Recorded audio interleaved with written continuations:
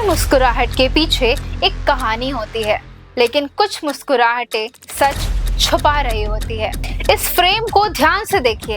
एक भाई, एक बहन, दोनों खुश, दोनों नॉर्मल, जैसे सब कुछ परफेक्ट हो। लेकिन इसी फ्रेम के अंदर छुपा है एक ऐसा सच जिसे जानकर आप यकीन नहीं कर पाओगे।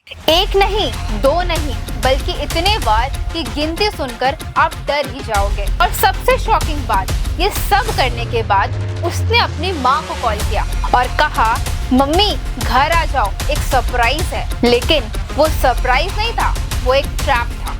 तो आखिर उस घर के अंदर क्या हुआ, कैसे एक भाई हैवान बन गया, आज हम इस केस को स्टेप बाय स्टेप डिकोड करेंगे। Hello aware souls, this is Shalini Srivastava from Shalini Unfolded. Welcome back to another case. Moradabad के बुद्धि विहार एरिया में एक छोटा सा घर था। एक ऐसा घर जो बाहर से देखने पर बिल्कुल आम लगता था। ना कोई शोर, ना कोई अजीब बात, बस एक सिंपल सी मिडिल क्लास फैमिली की कहानी। एक मेहनती माँ और उसके दो जुड़वा बच्चे, हार्दिक और हिमशिका। उनके पिता कई साल पहले ही उन्हें छोड़कर जा चुके थे। उस दिन के बाद से घर की हर जिम्मेदारी, हर फैसला, हर बोझ, सब कुछ नीलम मल्होत्रा के कंधों पर आ गया था। एक सिंगल मदर के रूप में उन्होंने सिर्फ अपने बच्चों को पाला ही नहीं, बल्कि उन्हें एक अच्छी जिंदगी देने के लिए हर स्ट्रगल किया। कभी पैसे की दिक्कत, कभी इमोशनल प्रेशर, लेकिन उन्होंने कभी हार नहीं मानी। समय के साथ उनकी मेहनत रंग लाते हुई नजर आने लगी। दोनों बच्चे बड़े हुए, पढ़ लिख कर अपने पैरों पर खड़े हुए। हिमशिका गुड़गांव की एक रेप्यूटेड आईटी कंपनी में असिस्टेंट मैनेजर के रूप में काम कर रही थी और साथ ही एमबीए भी परस्यू कर रही थी। वो एम्बिशियस थी, फोकस थी और अपने फैमिली के लिए एक स्ट्रॉन्ग पिलर बन चुकी थी। वहीं हार्दिक भी एक ट्रेंड इंजीनियर था। उसने भी गुड़गांव में जॉब शुरू की थी। बाहर से देखा जाए तो दोनों की लाइफ बिल्कुल सॉर्टेड लगती थी। अच्छा करियर, सपोर्टिव फैमिली और एक स्टेबल फ्यूचर। किसी को भी देखकर ये लगता था कि एक आइडियल फैमिली है जहां सब कुछ ठीक चल रहा है। लेकिन हर कहानी की तरह इस कहानी के अंदर भी एक मोड़ छुपा था जो धीरे धीरे सब कुछ तोड़ने वाला था। हार्दिक की जिंदगी धीरे धीरे अलग डायरेक्शन में बढ़ने लगी। उसने अचानक अपनी जॉब छोड़ दी। उसका कहना था कि वो कॉर्पोरेट 9 to 6 की जिंदगी से थक चुका था। वो अपनी लाइफ में कुछ क्रिएटिव करना चाहता था। वो YouTube पर अपना करियर बनाना चाहता था, एक कंटेंट क्रिएटर बनना चाहता था और वो वीडियोस भी बनाता था। ये डिसीजन रिस्की था, अनस्टेबल था, लेकिन फिर भी जिसने उसका सबसे ज्यादा साथ दिया वो थी उसकी बहन हिमशिका। उसने हार्दिक को जज नहीं किया, बल्कि सपोर्ट किया। वो उसे मोटिवेट करती थी, फाइनेंशियली हेल्प करती थी ताकि वो अपना सपना परस्यू कर सके। सब कुछ ठीक लग रहा था, लेकिन इसी दौरान हार्दिक की जिंदगी में एक और चीज एंटर होती है, एक लड़की। इंस्टाग्राम के थ्रू शुरू हुई एक नॉर्मल सी बातचीत धीरे धीरे इमोशनल कनेक्शन में बदल गई और फिर वही कनेक्शन प्यार में बदल गया। सबसे हैरान करने वाली बात यह थी कि दोनों कभी रियल लाइफ में मिले ही नहीं थे, फिर भी हार्दिक उस लड़की को अपनी जिंदगी का सबसे इम्पोर्टेंट हिस्सा मान चुका था। जब हार्दिक ने अपने घर वालों को इस बारे में बताया तो उन्होंने तुरंत रिएक्ट नहीं किया, बल्कि कंसर्न शो किया। माँ और बहन दोनों को ये लग रहा था कि बिना मिले सिर्फ ऑनलाइन किसी पर इतना भरोसा करना कितना रिस्की हो सकता है। रिलीजन का डिफरेंस भी एक मेजर फैक्टर था और सबसे बड़ा सवाल ट्रस्ट था। लेकिन हार्दिक के नजरिए से देखा जाए तो उसे ये सब कंसर्न नहीं लगा, बल्कि अपोजिशन लगा। धीरे धीरे उसके दिमाग में ये बात बैठने लगी कि उसकी फैमिली ही उसकी खुशियों के बीच में आ रही है। फिर एक दिन सब कुछ टूट गया। उसका रिलेशनशिप खत्म हो गया, ब्रेकअप हो गया। वो अंदर से टूट गया था। वो ज्यादा चुप रहने लगा था, इरिटेट होने लगा था, गुस्सा भी जल्दी आने लगा था। धीरे धीरे उसके अंदर एक टॉक्सिक सोच डेवलप होने लगी थी। उसने अपने सिचुएशन के लिए किसी और को नहीं, बल्कि अपनी माँ और बहन दोनों को ब्लेम करना शुरू कर दिया। मार्च 2026 होली का फेस्टिवल पास आ रहा था। 3 मार्च को हार्दिक और हिमशिका गुड़गांव से अपने मुरादाबाद वाले घर लौट रहे थे। घर में त्योहार का माहौल था, रंग, तैयारियां, बिल्कुल नॉर्मल बातें, सब कुछ यूजुअल हो रहा था। किसी को कोई भी अंदाजा नहीं था कि कुछ ही दिन बाद इस घर के अंदर एक ऐसा इंसिडेंट होने वाला है जो सब कुछ हमेशा के लिए बदल देगा। 7 मार्च 2026 की दोपहर, टाइम लगभग 1:30 बजे का था। घर में सिर्फ 2 लोग थे, हार्दिक और हिमशिका। उसकी माँ ऑफिस गई हुई थी। दोपहर की शांति के बीच दोनों के बीच एक नॉर्मल सी बात शुरू होती है, शायद करियर को लेकर, फ्यूचर को लेकर या हार्दिक के डिसीजंस को लेकर। हिमशिका उसे समझा रही थी, गाइड कर रही थी कि वो अपनी लाइफ को सीरियसली ले, आगे बढ़े, अपने करियर पर फोकस करे। लेकिन हार्दिक को वो बातें समझ नहीं आ रही थी। उसके लिए हर एक बात एक ताना, एक प्रेशर, एक इन्फ्लुएंस जैसा लग रही थी। धीरे धीरे आवाज तेज होने लगी, डिस्कशंस आर्ग्यूमेंट में बदल गया और आर्ग्यूमेंट गुस्से में। और फिर एक ऐसा पल आया जब हार्दिक का कंट्रोल टूट गया।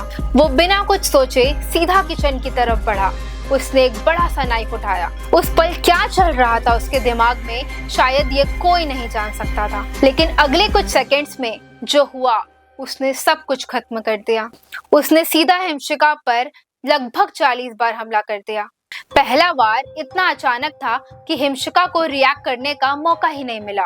वो शॉक में आ गई, फिर तुरंत खुद को बचाने के लिए भागी। घर के अंदर वो एक कोने से दूसरे कोने तक भागती रही, बचने की कोशिश करती रही। हर जगह स्ट्रगल के निशान मिलते हैं, फ्लोर पर खून के दाग, दीवारों पर मार्क्स, सब कुछ बता रही थी कि उसने अपनी जान बचाने के लिए पूरी कोशिश की थी। लेकिन हार्दिक रुकने वाला नहीं था। गुस्सा, नफरत और फ्रस्ट्रेशन उस पर इतना हावी हो चुका था कि वो इंसान सब कुछ भूल चुका था। वो इंसान से कुछ और बन चुका था।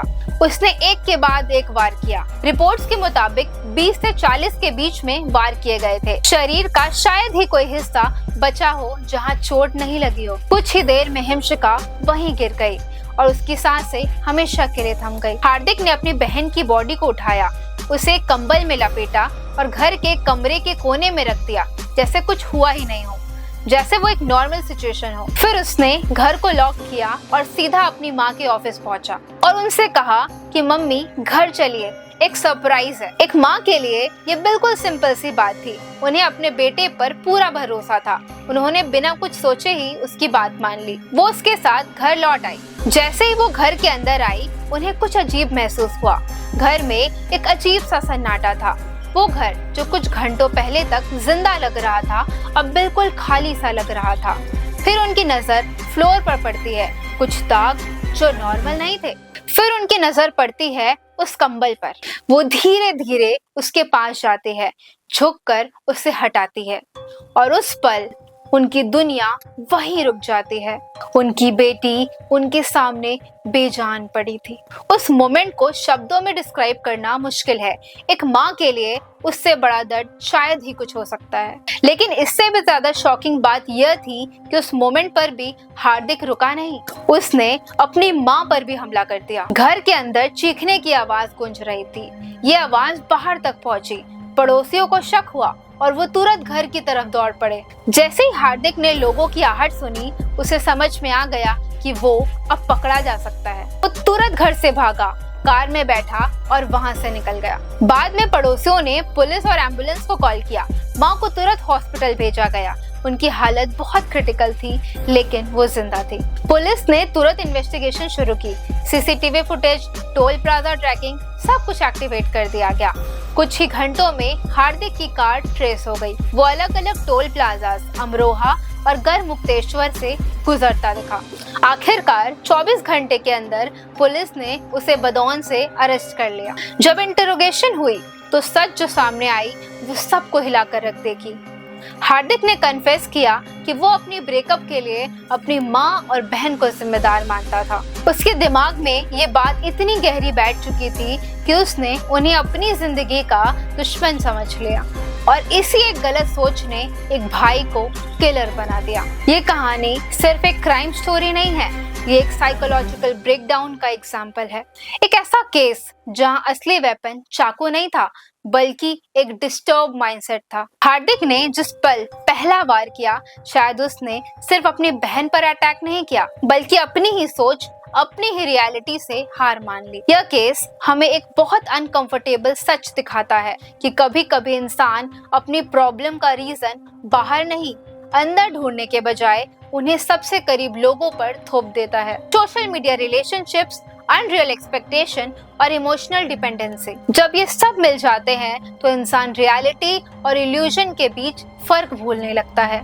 हार्दिक के लिए उसका ब्रेकअप एक एंड नहीं था, लेकिन उसने उसे अपनी जिंदगी का एंड पॉइंट बना दिया। सबसे डेंजरस चीज क्या होती है? न गुस्सा न नफरत, सबसे डेंजरस चीज होती है एक गलत बिलीफ जो धीरे धीरे सच बन जाता है।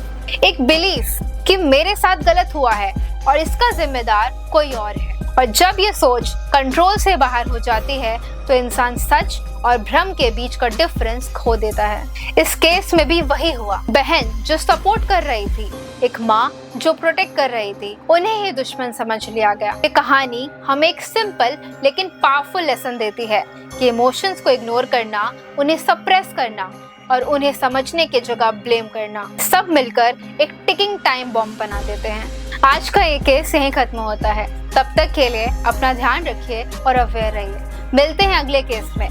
Thanks for watching. Stay tuned to my channel.